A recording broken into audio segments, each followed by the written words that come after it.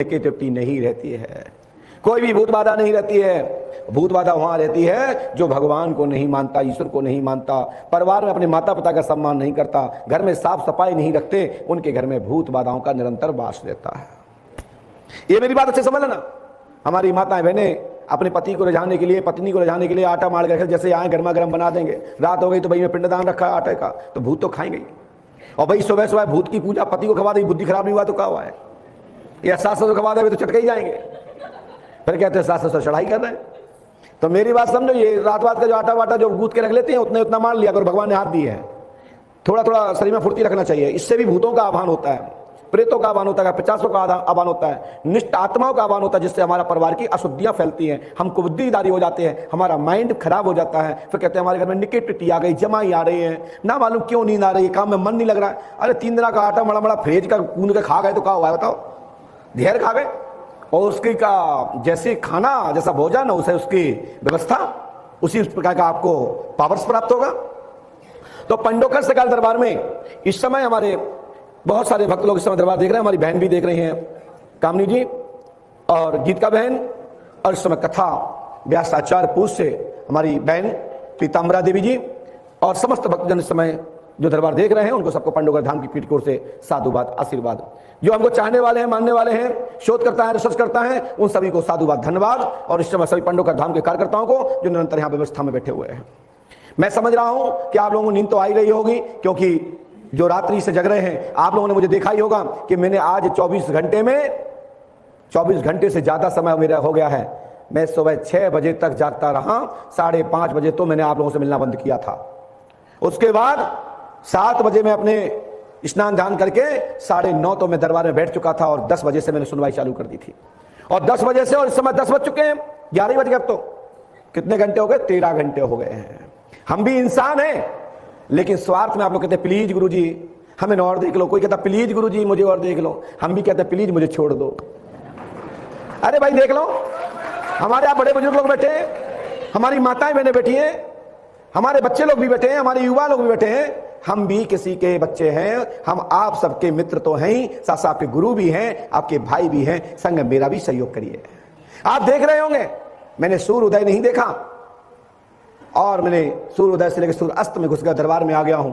निरंतर मैं आप लोगों से मिल रहा हूं। आपने देखा होगा एक हाथ है, यही एक मुख है, और एक यही शरीर है। बाबा हनुमान जी पंडोकर सका का आशीर्वाद है कि निरंतर मैं बोल रहा हूं, निरंतर मैं समझा रहा हूं, बराबर लिख रहा हूं। यदि एक पर्ची भी गलत निकल जाएगी, एक शब्द भी गलत मिस्टेक हो जाएगा, तो आप मुझे मौका भी नहीं दोगे, हासिल कर दोगे, ताली बजा दोगे कि मेरे बारे में नहीं बता पाया।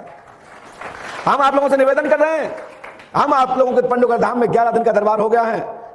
अंगामी माई में, क्षेत्र के नवदुर्गाओं में जिन माताओं बहनों को कलश रखती हैं, जवारे बोती हैं, व्रत रखती हैं, हम सब लोग भी पूजा पाठ साधना करते हैं, साधकगण भी, उन लोगों के लिए भी एक विशेष यहाँ का निर्णय हुआ है कि अंगामी नवदुर्गा पर्व में चैत्र की अमावस्या जो आएगी, प्रतिपदा से जो अमावस्या पर्व अमावस्या से प्रतिपदा से 10वीं तक दरबार चलता है, ये अंगामी महीने में चैत्र के नवदुर्गाओं में ये यहाँ दरबार अमावस्या से पूर्णमासी तक रहेगा, 15 दिन दरबार रहेगा।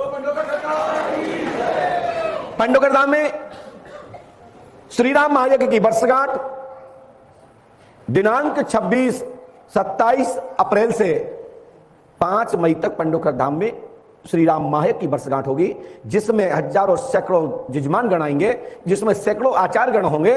भिन्न भिन्न अनुष्ठान यजमान के अनुकूल यहाँ पाठ अनुष्ठान जप होगा।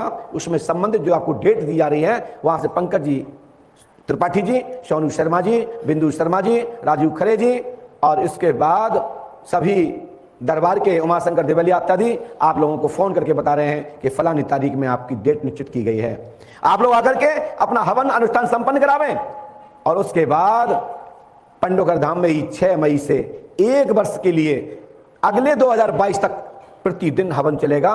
1 वर्ष श्री राम महायज्ञ अनुष्ठान निरंतर चलेगा। जिन भक्तों को अनुष्ठान बताया गया है, जो भक्त लोग यहाँ पर महामृत्युंजय कराना चाहते हैं, देवी पाठ कराना चाहते हैं, हरवंश पुराण कराना चाहते हैं, या अन्य कोई और अनुष्ठान कराना चाहते हैं, यहाँ पर अनुष्ठान के लिए ब्राह्मण निरंतर बैठे रहेंगे, अनुष्ठान चलते रहेंगे और यज्ञ चलता रहेगा। यजमान प्रतिदिन आते रहेंगे, यहाँ 1 वर्ष निरंतर यज्ञ चलेगा।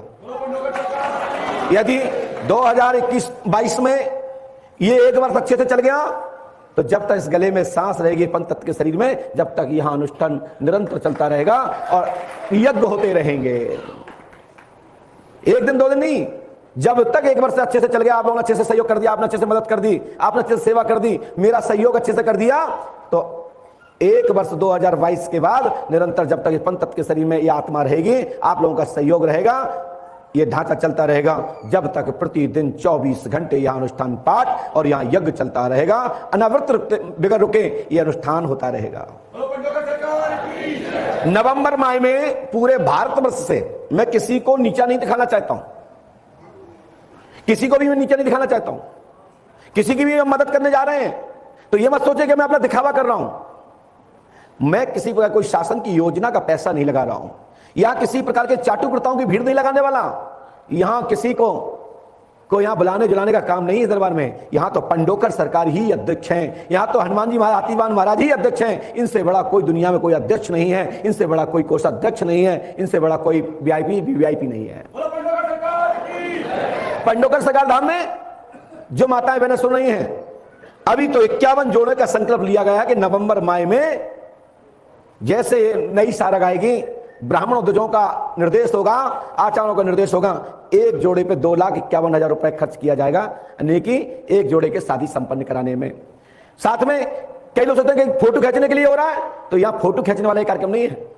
फार्म तो सैकड़ों लोगों के आएंगे, लेकिन हम प्रयास करेंगे जो यहां अनुष्ठान हो, जिसका यहां विवाह संस्कार हो, यहां जिसकी विदा की जाए, वो 7 जन्मों तक नाता जुड़ा रहे, टूटे नहीं, अलग तलाक नहीं होगा।